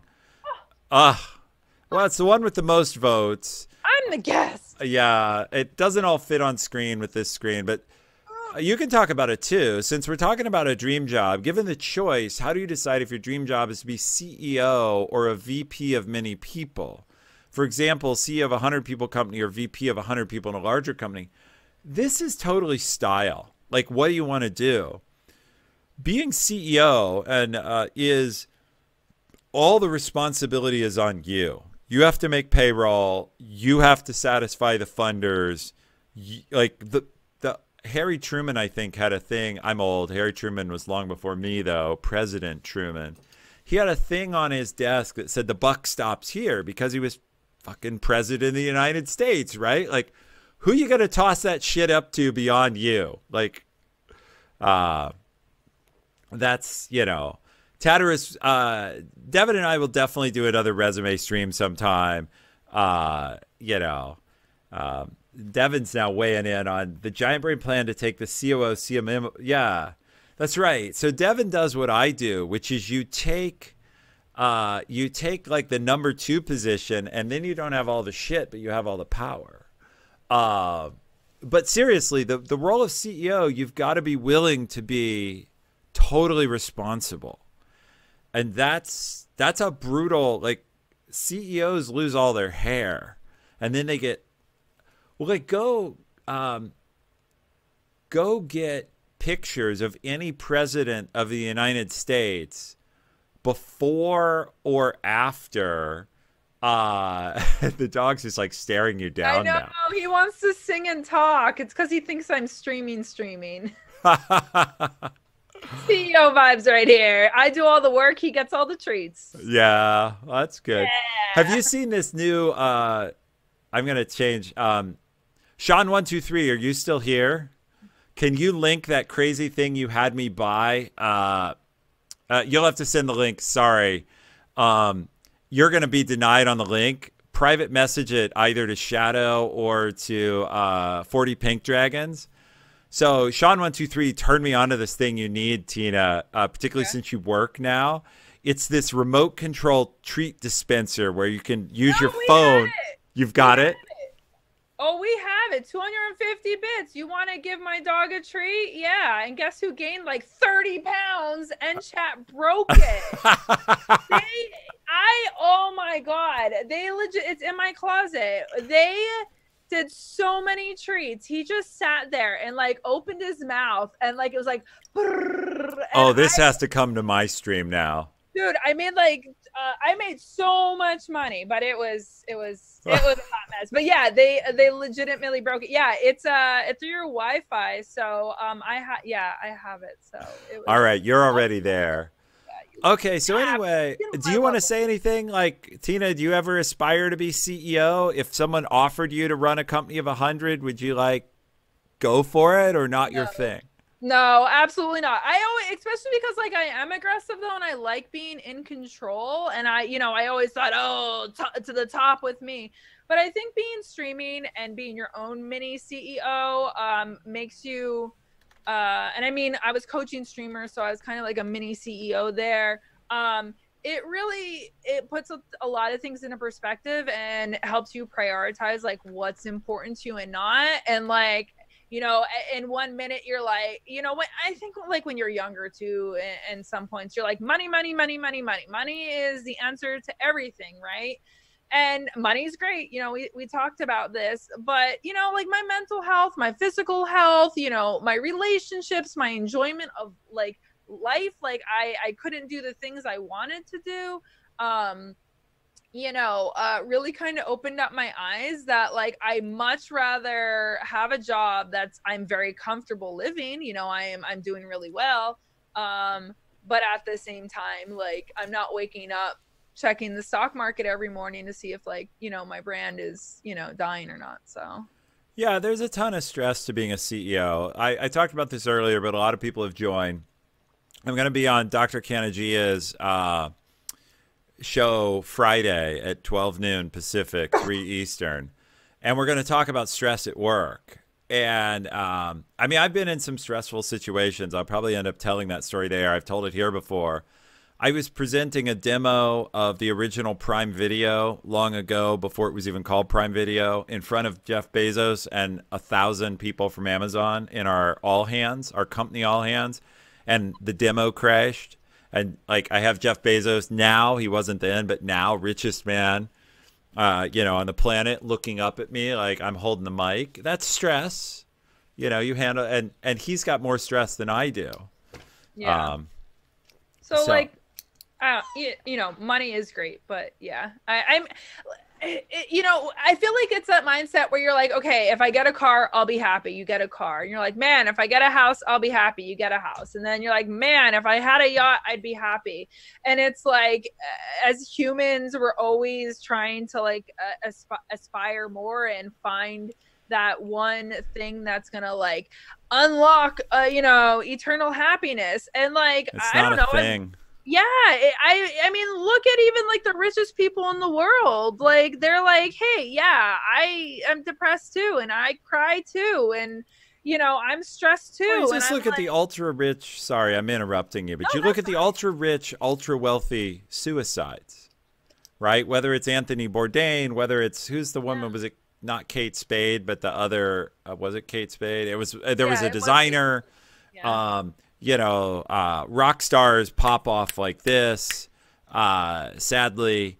And actually, what it is they get everything. Uh, they get everything they want, and then they discover, like, hey, wait, I can afford everything, and I've got the handsome husband or the beautiful wife and the big house, and I'm still unhappy. And then they're like, what the fuck do I do? I always thought I was going to buy something else, and that was going to be my like way out. yeah, And they've bought themselves to death, literally. So, yeah, yeah. exactly. So, You may ask yourself. yeah. So like, I just really Space kind of Bugger look weighs at it. in with the lyrics. Perfect. Yeah, no, the Royals just bailed on being Royals. Chalupa, you've got it. Like, Yeah. I mean, this is the ultimate. You get to live in a fucking palace and wear a crown and have people call you your highness. And they're like, no thanks. And they're like, you know what? We'd rather go back to Canada and freeze our asses off. Yeah. But we'll have good Good hockey. job. So it's a solid trade.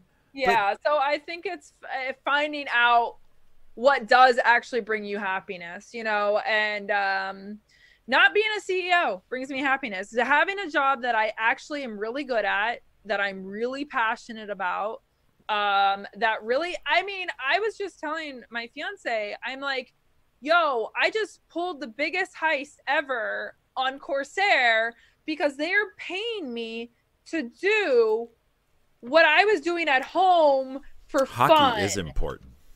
What's that? Oh, chat. Somebody you know, right? Tatterus. I think she's from your stream. Yeah. Yeah, she says hockey is important. So I because Canadian. of course I'm a hockey player, I had to call that out.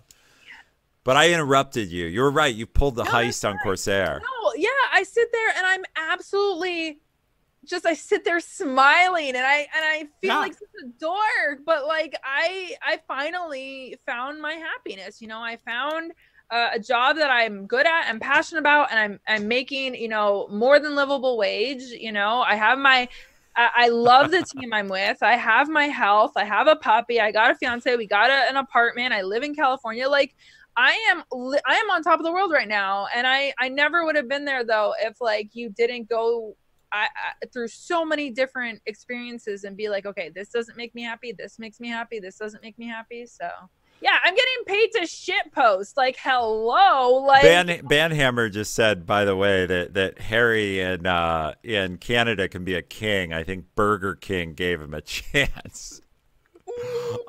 So and anyway, my pun today was amazing. Tater, sit down. So look, I wish we had a. I don't. He hasn't spoken up. We normally have Leet Hephaestus here in the chat. He runs his own company. Being a CEO is awesome too, but you got to be ready for that responsibility. So I think it's both where are you, what phase, and what is your risk tolerance. Devin has been a CEO. He's been CMO. Like Devin can talk to this. You can go watch his streams. It's a ton of stress because you have 100 or 1,000 people looking at you for like, you got to pay my salary and keep me employed. Yeah, don't watch his stream. It's Don't tell us what to do. You're not a real dad, Devin. Oh, and my God, the scrutiny that comes with being CEO of a public company goes that much further. Like on the stock exchange and every day, and investor calls and people suing you, and crazy shit. All right, let's move on. So I've been managing the question cue myself, but I'll back off. If you guys want to vote on stuff, Shadowfox, because she can both be a guest and moderate. That's how good she is. That's why she's community manager. Tells you how to vote on questions. The next question, which will get popped up here, is what makes a dream job? When is the grass really greener on the other side? Whoops. I'll pin it. Someone pinned on something else because it got other votes. We'll do the grass is greener in a second. How should I reach out to potential recruiters? What should I say in order to show them that I can contribute in that role? So first, you may have heard this before, but you don't want to reach out to the recruiter. You want to reach out to the hiring manager. Like, recruiters are there to weed you out. They're there to find recruiters can only say yes to passing you on to the next stage or no to period. You really want the hiring manager or someone internal. But recruiters are people too. And I actually work with a ton of recruiters at Amazon, and they are trying to find the best people. For recruiters, they're looking for qualifications. And the key thing is to try and figure out what they're looking for and argue that. And then how can you show them? Did you ever deal with a recruiter? Was there a recruiter involved in your job search? No. There was no recruiter. They posted, it was on their, so it was on their website, but like it was on LinkedIn. They posted it all over social media. And then I had a friend refer me. I actually had two people want to refer me. But one of them referred me. And then I just got part. By the way, I don't know what percentage it is at Corsair, but at Amazon, about 30% of people get hired through referrals. So like almost 1 in 3, and same at Twitch. Yeah, they're big on referrals at a Corsair. I mean, because like if you think about it, like it's smart, right? Because you know that person, that even that like people are still going to look at me and then look at the person that referred me. And if I'm a complete mess up, they're still going to judge her. So there's that pressure. And then like that person who referred me knew I was perfect for the job. So I think that's another thing too that should be said. Like if you can get referred, like I feel like recruiter, like, I don't know, like their work, like it's a job for them. They're not as excited and passionate about it as if you can become friends with people in the company, start living that life of the company, get someone to refer you and go like, cause that was what Ethan told me. He's like, who's the hiring manager? Find that person on Twitter, like go right to the heart of it. Don't even dance around with this other stuff. Okay. Well, totally. And I will say recruiters are professionals, but they're not interested in risk. Managers will sometimes take risk if they like someone. Recruiters don't want to be embarrassed. And so the worst thing for a recruiter, because I see managers do this all the time, and I won't say I've never done it, where you go back to the recruiter and you're like, who was that idiot you sent me? And so you're assigning it back to the recruiter that like, how could you have done such a lousy job of screening that you sent me someone who like basically drools and lays on the table? And well, we've all had if you do enough interviews, you will have someone that you interview that like 5 minutes in, you're like, oh my God, how did this person get here? And you're desperately trying to figure out how am I going to survive the next 45 minutes. It's it's grim when you're in that situation. Who let this mess in is what Roy T.Y. Kim says. Ethan, every time he's on a me? Yeah. Is that me or you, Devin? Are you wondering how you're going to survive, or am I thinking that? Yeah, probably both of us. We're probably both giving the side eye like, Jesus Christ. No, it's actually Devin and I feed off each other. It's trouble. It's like you guys do play off each other really well. It's definitely bad cop. Yeah, and we switch roles because sometimes he goes bad cop.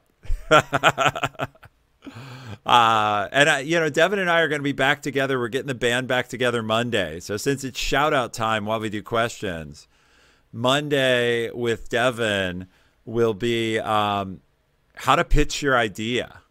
Whether you're pitching internal to a company or you're pitching external, we're going to get on, and the chief marketing officer there, who's really better at this, he's going to talk about how to pitch. And me too, though. So, Sorry. yeah. All right. We'll go to this other question, though, which is, and keep voting, but how do you find, where did it go? Shit. What makes a dream job?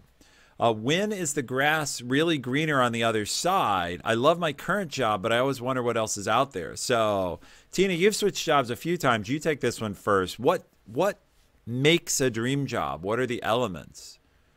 Yeah, so I've changed my career path a lot, like Yep. extremes, and all over the country. First off, you change as a person, right? Like, what was a dream job for a 12-year-old me is like, I think about it as a 33-year-old and I'm like, so I think being kind on yourself that, every year, every 5 years, every 10 years, what you consider a dream job is going to change. Your situation is going to change. I'm engaged now. I want to have children, I want to settle down. So, that has changed my dreams on things too.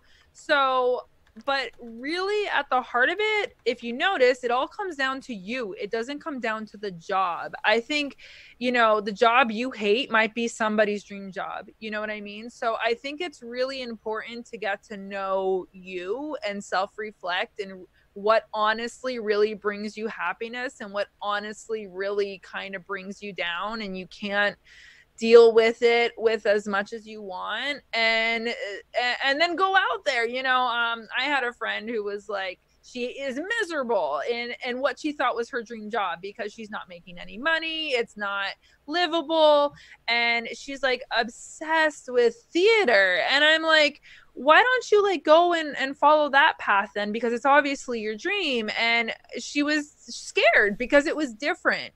So I think that's the thing, is like kind of being okay that it's going to change and realizing it's not about the job, it's about you. So just get Shadowfox to ramble off a bunch and you'll have a practical example. Wait, ramble off about what? Oh, cutting me off in an interview? I'm Italian. I'll speak over Ethan any day. Wait, what? So, yeah, I get her together with my other Italian friend, Bobby Scarduzio. Oh, Bobby! Yeah, man. And you know what's so funny? They're both from Philly. They're both from Philly. Oh yeah. And they get their Philly vibe going, and it's deadly. So look, on this thing, what makes a dream job? Look, tons of money is great. Everybody thinks they want money. Money is awesome. Yes. Oh, A-Bomb's got the There Bobby we head. There we go. go. Bobby in chat. Scar doesn't come by much. He's got kids, and so evening streams are brutal to get him to come out and play. But see, there's like 3 or 4 Twitch staff here, so they can start like hammering him on Slack. No, don't do that. Wow, Kristen's learning that Crystal knows is dead on. Yeah, it's scary, right, Kristen? Yeah. But anyway, dream job is in the eye of the beholder. But what I would say is it's got to pay enough that you can pay your bills, whatever those are. But like, we haven't talked a lot of philosophy. The best way to pay your bills is to want less, not to need more. Like you can get, your salary can go up by making more or by you being content with less. And content with less is a great thing. So, I obviously I'm a VP. I'm paid well. I save 2/3, 3/4 of what I'm paid, like crazy, because I can, but like I save way over half. And I give a lot of it away. People know that I donate proceeds here. But the point is, your dream job isn't necessarily about money. It's about what makes you happy, because you're only going to go around this rock once, unless you believe in reincarnation, which probably a few people in chat do. But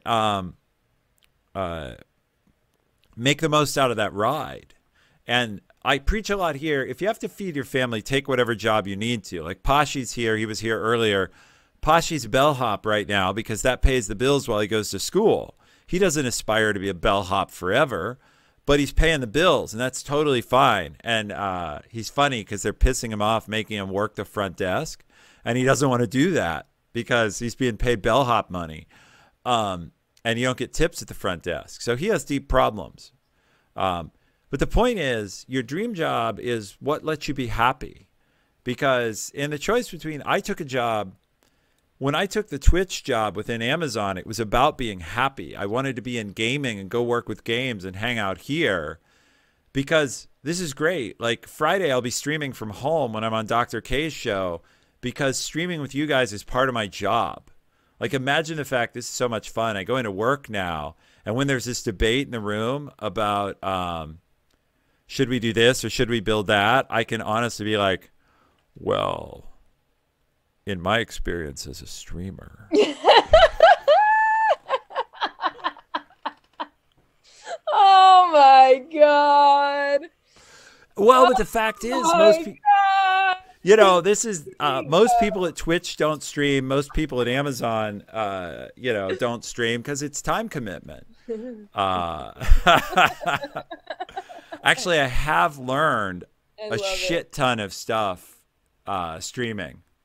I've learned a lot of painful things. I've learned how important moderation is. I'll tell you that. And I've learned how, how much prep it takes, like how much offline time. Anyway, I've learned a lot of stuff we won't talk about. But anyway, if you love your current job, stay in it. Whoever asked this question, if you love your current job, any job you change, you have a chance of being it being worse. And so if you love your current job, it's hard to upgrade. If you hate your current job, it's easy to upgrade. So if you love your job, you're in the minority because 70% of people don't like their jobs. So anyway, we'll move on because it's been a long broadcast. I don't want to keep my guest all night. No, I mean, I don't mind. I love talking about this stuff. But... All right, cool. Well, we're going to do next question is, how do you find a hiring manager on LinkedIn? Will they be a recruiter or someone more embedded in the team? A recruiter is never the hiring manager. That's like they're never, unless you're applying to be a recruiter or applying to be an HR, the recruiter is never the manager. And it can be hard to find the hiring manager in a big company. In a small company, it's really easy. Go find the CEO, and if it's like a marketing job, see if they have a VP of marketing, and that's going to be the hiring manager. In a large company, it can take more work, but it's still possible. So I don't think we can do a full review of how to stalk people. But if you have a job, like, be a fun stream though. Yeah, that's true. How to stalk for job leads. That would be slightly creepy. I mean, we did give you all the first step with Crystal. I mean, yes. And the other thing, the breadcrumbs, you know? Yeah, and, you know, we have an expert here, right? DT Twitch Talk tracked me down, you know, for example. And so it obviously wasn't that hard. He had a job he wanted. He found out it was Twitch Prime. Like, how hard can it be? He wanted to work in the Twitch Prime team at Amazon for an internship. He's a student. And so, I don't know, Twitch Talk, sound off in chat, but he probably like Googled Twitch Prime leader or went on to LinkedIn. Like, he can tell us, but probably about 2 steps to find me. So, all right. Let's see. Yeah. So he says networking, also a good way. He went through someone Devin knew, I guess, which is another great way. Like, just ask somebody who knows, like somebody inside Amazon. Yeah. Because I look up people all the time.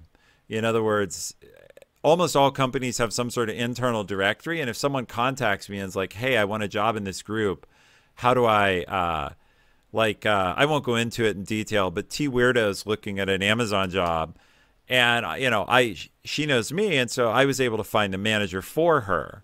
So that's the kind of there's many ways to do this. So we'll take a couple more questions. So if anybody wants to vote them up, get after it. Otherwise, ask questions. But we'll take this one. The next one in here is, what aspects of being a Twitch partner or content creator do you think differentiated you in the interview, and which will help you apply? Which will you look to apply? So basically, this one's for you, Tina, and they may get popped up in the wrong order because there's a lot of them with the same amount of votes. Actually, that one just vanished. But the question was basically, what part of being a content creator helps you in this job? Yeah, I actually been getting that question a lot because, word got around that I was content creator for 3 years, and now I'm Corsair's community manager, which is like a pretty big deal because usually content creators, like when they go industry side, start out like super small with like an indie team. But what, it's funny because I really think that everything you do in life gives you experience, right? And even running a LARP, right, which is a live action role play. When I was younger, I helped run a LARP, and it's on my resume. It's on my resume, but you would never know it's a LARP in how it's worded on my resume, right? So I am experienced in organization. I'm experienced in working with a team. I'm experienced, going out and working at conventions and things. So I took that same mindset to streaming. Now, I did luck out that obviously Corsair knows what streaming is, right? So you might have a company or whatnot. There's actually some companies that look down on like streaming, right? Because it's a danger. So you can keep that in mind, calling it just vaguely, I'm a content creator. I was self-employed, so I'm a self-starter. I'm motivating, I'm organized, I'm responsible. I managed a community of so many. I was reliable and stuck to a schedule. I was a hard worker. I worked 80 hours a week. So honestly, like anything that you really kind of do can be formed and manipulated and worded to be correctly put on a resume. Oh, bye, Kristen. Sleep well. I love you. Thank you for all your streams too. I learned from you. But I think that's the thing as a streamer, is you're legitimately learning really great skills that can be brought into the industry side, into real world side, especially when it has to do with any sort of community management, because that's what you're doing as a streamer, is building and growing a brand, So that's kind of what I did with my partnered streamer thing. And like I did have some bonuses too, like I was partnered very quickly, so I did mention that. And I was sponsored by Corsair, so I was like, hey, I've already been working with you guys for a year, and and I'm very comfortable representing the brand in a responsible manner. And I think you're forgetting your partnership journey in a way, though, in that it took you time to get 7 months. During that time, you're still in the black hole journey. And very good. Thank you for the subs and the gift subs. Very much appreciate that. So always love to have new people join the community. The subs here are welcome just because I love your sign that you're committed to what we do. And I appreciate that very much. Mm-hmm.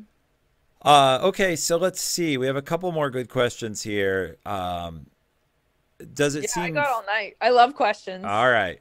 Well, I don't, and I'll wear out 40 Pink Dragons, the other mod. But I'm glad you're willing, Tina. So we'll I'll be live tomorrow night. You could come hang out with me. Are you gonna stream tomorrow? Yeah, I'm gonna do Tuesday and Thursday nights. Nice. So Getting yeah, back I'm gonna into keep up with it. I think it's very important as a community manager to still be kind of like in involved it. in the community. So Totally. yeah, so I mean, throw me a follow. I mean, I'll call myself out. Me, Devin, yeah, honestly, Devin was a huge help. Ethan, so Uh, so, does it seem fluffy if you told the recruiter or hiring manager that this is your dream job? um so I'm trying to think. It wasn't the hiring manager. So I got asked that. I actually got asked that. It wasn't the hiring manager, but it's my current boss. It was asked, accept my love, Devin. Uh Now I I know was why he's getting mad. I didn't catch why he was getting mad, but no one's As allowed I to said, like it it. was a really good stream. So it is. I watch him a lot when I'm actually working because actually Devin keeps me up to date. I watched today's stream, which good job handling that raid. I was like, nice job. I Oh, listen to him while I work because he has a lot of great sort of like input on what's going on. going on. Yeah, he's your Yeah. community info source for Yeah, it's sure. really helpful being a community manager. Like, oh, what drama? I mean, because you gotta dodge that shit, like matrix it. So, And for um, people who aren't Twitch people, I know a lot of people here are, but there are some folks who just come in to hear our different business stuff. mhm. Devin had this guy I'm going to go on a stream Friday, Dr. K, raid his stream today with 10,000 people. Yeah, that was nuts. And Devin's a big streamer. He averages 800 or 1,000, but to have 10,000 more just drop in, uh, a little bit tough. Like, He did good though. He did really good. uh, yeah, that's crazy. Mhm. And then the other thing that's amazing is just how much Dr. Kanagia has exploded on Twitch. Like he's touched a nerve. And there's a question coming up here on imposter syndrome. We'll get to that and we'll talk about him a little more because that's what I'm going to talk to him about on Friday, I think. Yeah. But yeah, it was just crazy. So Yeah. and it's great that Dr. K is now helping. Um, so I wouldn't necessarily tell a manager that it's my dream job Mhm. unless I could totally back it up. It seems a little bit too needy, or it's hard to be sincere. What I would tell a manager is I'm really interested in this job and here's why. Like I'd be Mhm. specific. When I was fighting and I fought internally to Amazon to get the Twitch job, I had to be really clear. No, no, no. It's not just like something I'm interested in. I actually want this job and here's why. Mhm. So, um, Yeah, I got asked it. I got asked it during my interview. I got asked, is this your dream job or, what is your dream job? It was all it right. was one of that. And I mean like I got kind of blindsided, right? Cuz this all went through my head in like 2.5 seconds was this is super cheesy to admit that this is your dream job and this kind of is your dream job, but you don't know it's your dream job until you're doing that job. And what if you hate that job and you just told her it's your dream job? Like so in like You 5 get in your seconds, head. Yeah. yeah, it like all went through my head and I kind of like blurted something out along the lines, that this would absolutely, bring me happiness to be, doing this job. And I do believe it is a dream job of mine. Because I didn't know what to say. I think it is a great question to sort of prep for. Um, even to just kind of avoid like the cringiness of it. But I did what Ethan had said was kind of explain the whys behind it. Because if you're just like, oh yeah, this is totally my dream job, and then just kind of like leave it at that, it's like, of course you're gonna say that. Like, why would you go into a job and be like not excited about it? So I don't know, but I did get asked that. I know when you and Devin were interviewing people, you were like, oh, what should we ask?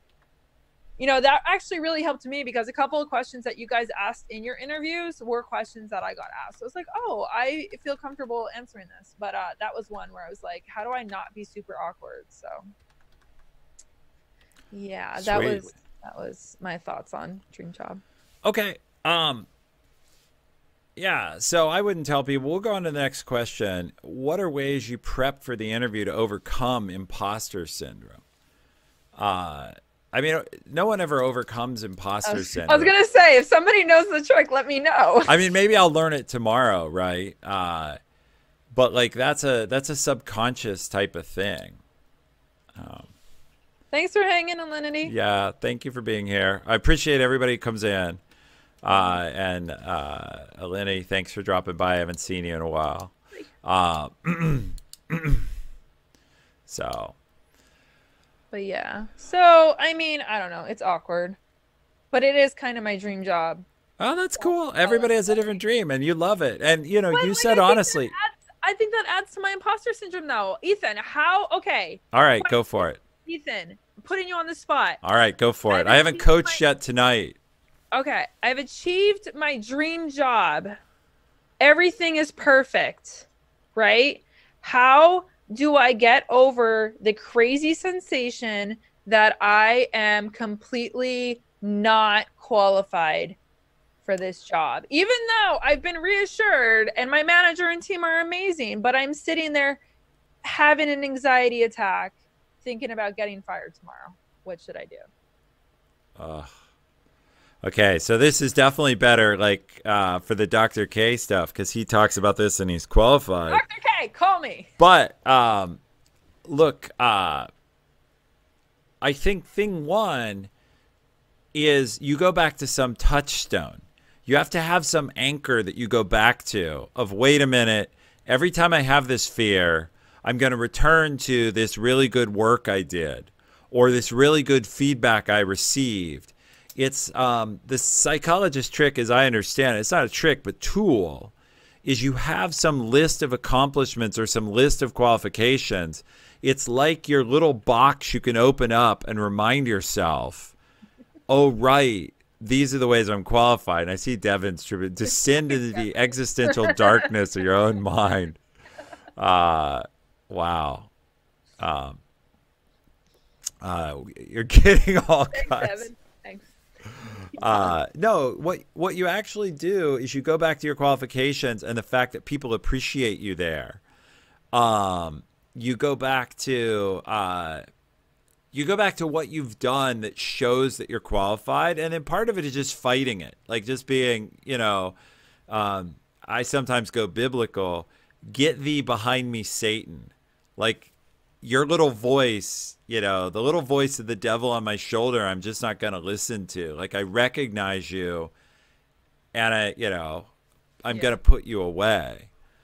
Yeah. But it's, like, I do like a little of the fair chalupa whale. I do, because it keeps me on edge and it keeps me motivated and fired up. I mean, like, I like that, but it is at one point though, where I'll come home from work and I have like an anxiety attack and I'm like, I'm going in tomorrow and they're firing me. Like, they're going to realize that they should have hired the other person. Like, out of nowhere, my brain says this. And then I freak out. So I think there's a line between of like being motivated and like being fired up and like what I'm talking with Ethan and being like, oh. Yeah, it's,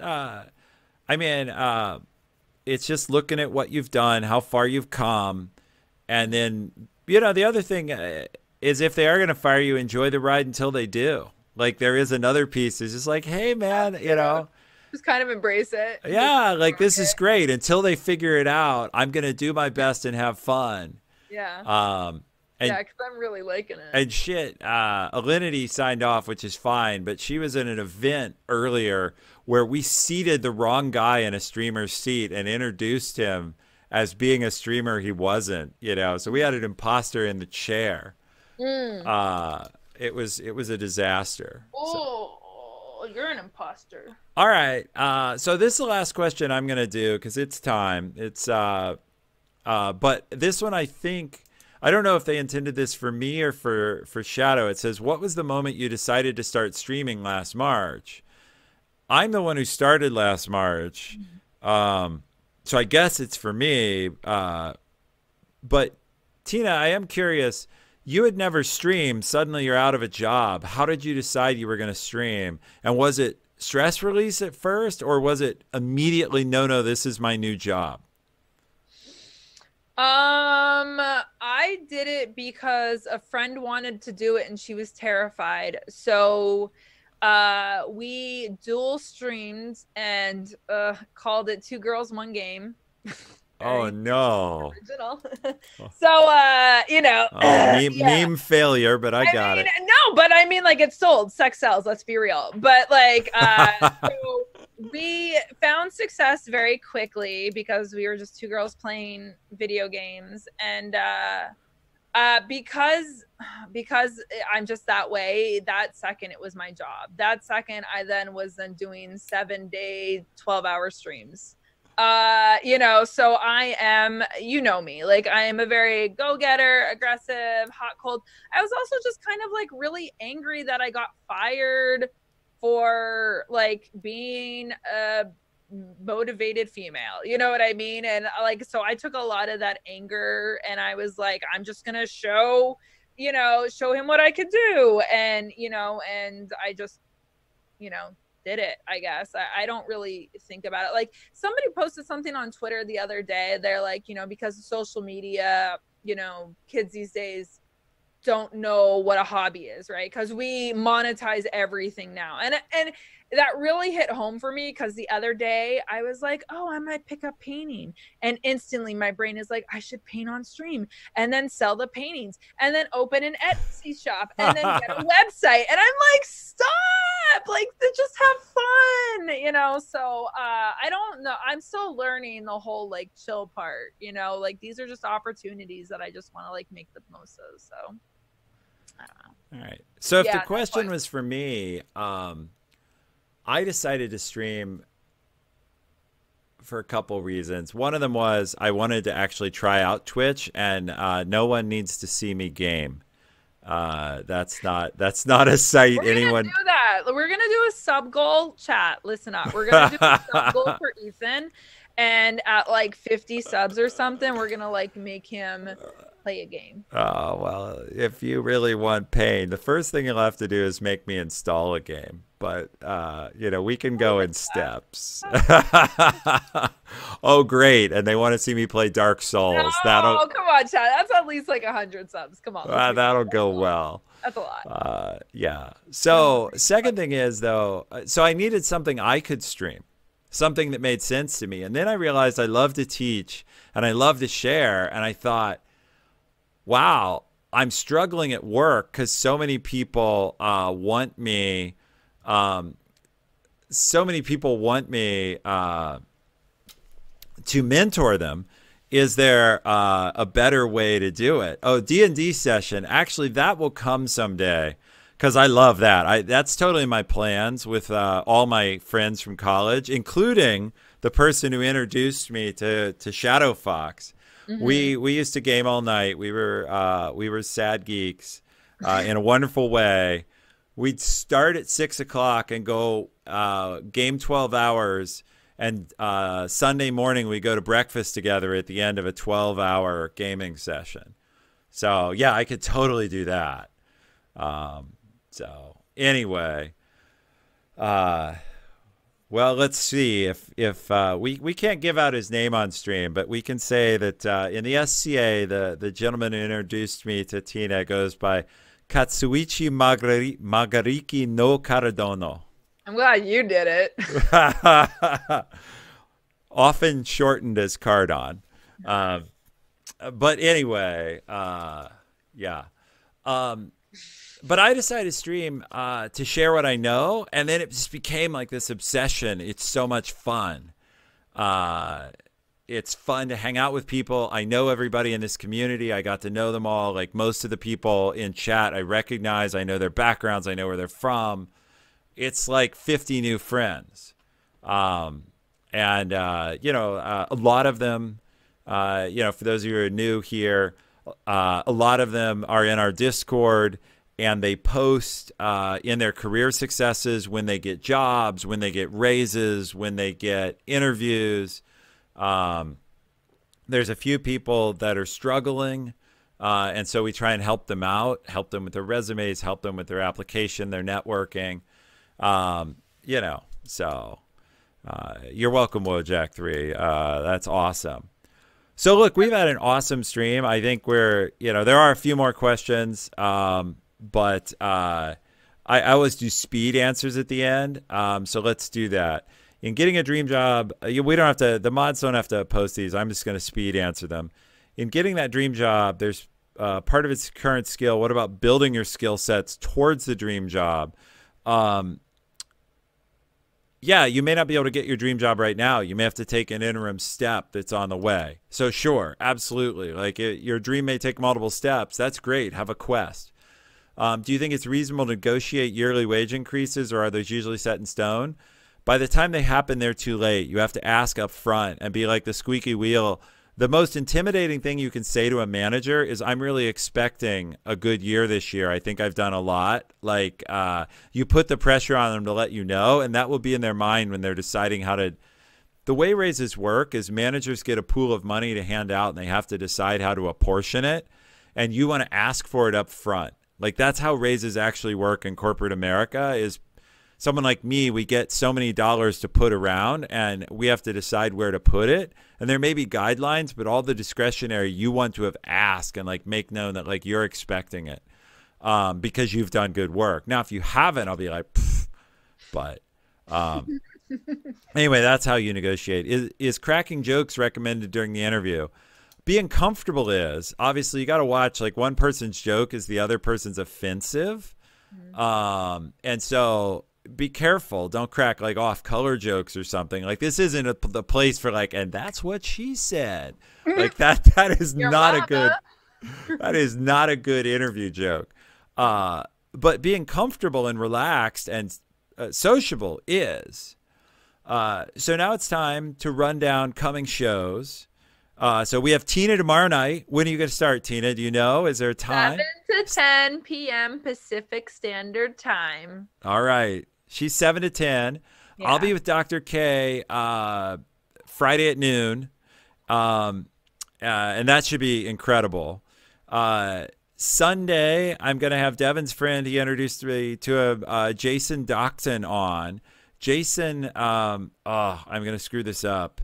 He founded a group that pays for healthcare for people, mental health care for people who can't afford it. It starts with an R, and but it's all about getting people healthy. RAD. Devin's here. He introduced me. Rise Against Disorder. Yeah, awesome foundation. Pays for people to get, it's a nonprofit and pays for people to get the mental health care they need, focused on gamers. So I'm excited to have Jason on to promote what he's doing, to talk to him. And then Monday I'll be with Devin.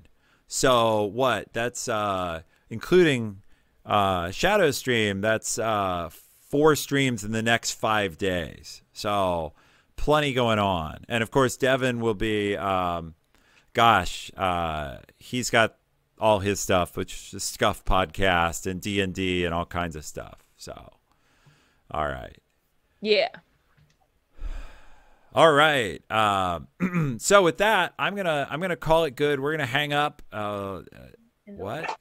Oh, somebody posted Devin's stream and he's mad again. He's so mad. I did. You know what's funny about that, dude? The term he hasn't used yet that he uses with me is he's like, "You're tilting me." I'm like, "What the hell?" Like, yeah. So I got this. I definitely got the Devin mad face by tilting him. Tunneling DMs. Oh my God. He didn't even link it or leak it. He showed it in real time. He was like, "Look, I'm messaging Devin right now. Flex." Like live stream. I'm like, "Please don't post a penis. Please don't post a please." Like, we don't even know what he's gonna say, and you're showing chat. Like, oh my God. Oh, don't leak DMs. All right, man. We're good. So for everybody here, as always, we'll see you back hopefully Friday at 12 noon. Should be epic. We'll see how I deal being in front of 2,000 or 3,000 people. I mean, yeah, good enough on that. So I will see you then.